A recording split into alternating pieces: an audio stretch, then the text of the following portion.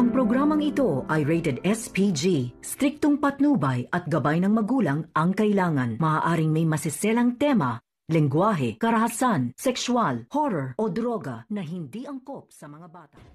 Narito naman po ang mga kaganapan dito lang sa ating paboritong palabas sa FPJ Batang Quiapo. Nagwagi itong si David kaya natuloy ang kasal nila ni Catherine.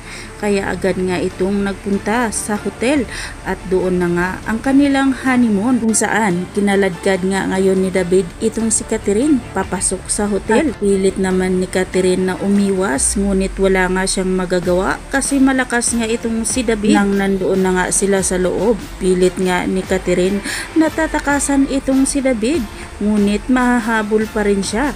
Kaya tumakbo itong si Catherine papunta sa bathroom ngunit naabutan pa rin ni David ang pintuan kaya hinawakan niya itong mahigpit si Catherine. Kaya wala na rin magawa itong si Catherine kundi kagatin ito. Kaya naman nabitawan ni David itong si Catherine kaya agad ngang sinira ni Catherine ang pinto ng bathroom. At dahil gigil nga itong si David kay Catherine na makuha na niya, wala nang magawa itong si David kundi sinipa niya ang pintuan. At dito na nga natamaan naman itong si Catherine sa loob kaya nawalan ito ng lakas. At nakuha na nga ni David ang pagkababae ni Camille kaya wala nang nagawa itong si Camille kundi natulala na lang ito sa gilid. At nang magbihis na sana itong si David, bigla namang may tumawag sa kanyang cellphone. At tinanong itong si David kung kaano-ano nga daw niya itong si Camille dahil nandoon nga daw sa hospital na nakakumpine at agaw buhay nga daw ito. At nang malaman nga ni David kung saang hospital itong si Camille, agad naman niya itong pinuntahan. Pero bago pa man umalis itong si David, tinawagan niya muna itong si Bullet at pinagbilin niya itong si Catherine na hindi nga daw papaalisin. Talang habang natapos na nga ang pagluluto ni Marites ng hapunan, kaya agad ngang inutusan ni Marites itong si Santino.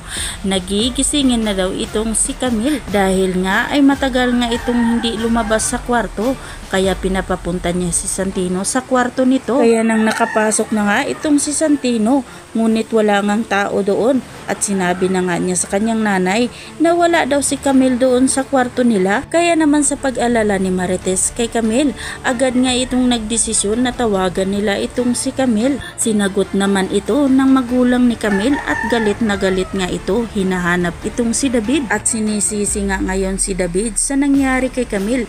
Kaya napatanong itong si Marites kung ano nga ba daw ang nangyari kay Camille. Nang malaman nga ni Marites na nandoon pala itong si Camille sa hospital, agad nga itong magtungo si Marites sa hospital upang bisitahin itong si Camille. Habang si David naman ay nakarating na nga ito sa hospital kung saan nga itong si Camille. Kaya agad nga tinanong ni David kung ano nga ang room ni Camille. Nang pagdating ni David sa kwarto ni Camille, agad naman itong nakita ng magulang ni Camille. Kaya agad nga itong sinuntok itong si David. Kaya napilitan ang guard na lumapit sa kanila at inaawat ito. Hindi pa rin mawala ang galit ng ama ni Camille kay David at tinanong nga itong si David kung saan nga daw ito nagpunta nang mangyari itong si Camille. At nagsisinungaling naman itong si David na nandoon daw siya sa trabaho kaya wala siyang alam na may nangyari na pala kay Camille. Inayagan naman itong si David na pumasok sa ICU kung saan nga itong si Camille. Tinanong pa ni David kung kumusta na nga daw itong si Camille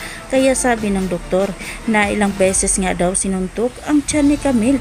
Kaya naging dahilan na dinugo itong si Camille at naglaglag nga ito hanggang sa mawala na nga ito ng malay. At dito na nga nalaman ni David na patay na pala ang bata nila ni Camille dahil nga ay bugbog nga itong ang bata sa loob ng tiyan ni Camille. Kaya ito naging dahilan na nawala na ang bata at nakuma pa itong si Camille.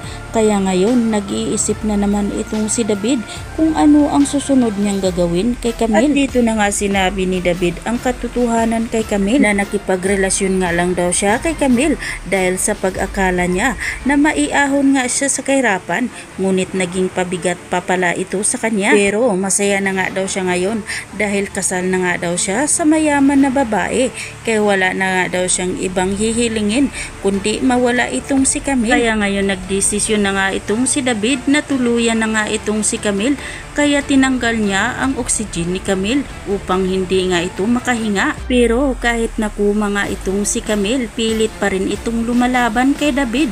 Piniga niya ang kamay ni David na naging dahilan na naging pasa ito. Lalong nagagalit itong si David dahil lumalaban pa itong si Camille, kaya agad nga niyang kinuha ang una ni Camille at idiniin niya sa mukha ni Camille. Kaya naman hindi na makahinga itong si Camille, kaya dandahan na nga itong nanginginig at kinumpirma nga ni David na wala na nga itong si Camille. Saka nga siya sumigaw na tulong. Agad namang dumating ang mga nurse at doktor at sinubukan nga itong iligtas si Camille. Ngunit kinumpirma nga ng doktor sa magulang ni Camille na hindi na nila mailigtas itong si Camille.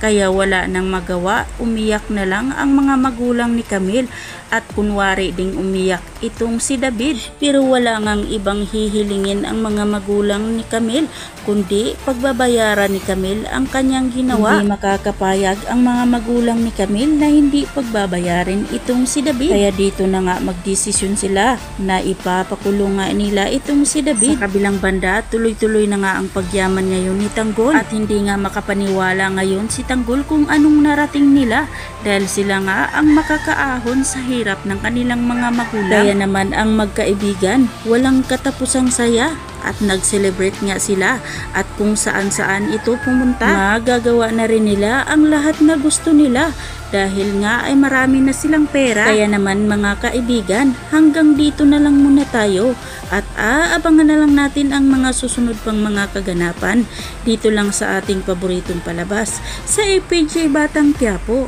At huwag po sana ninyong kalimutan na i-like at share at paki-subscribe na rin po sa aking channel. Maraming salamat.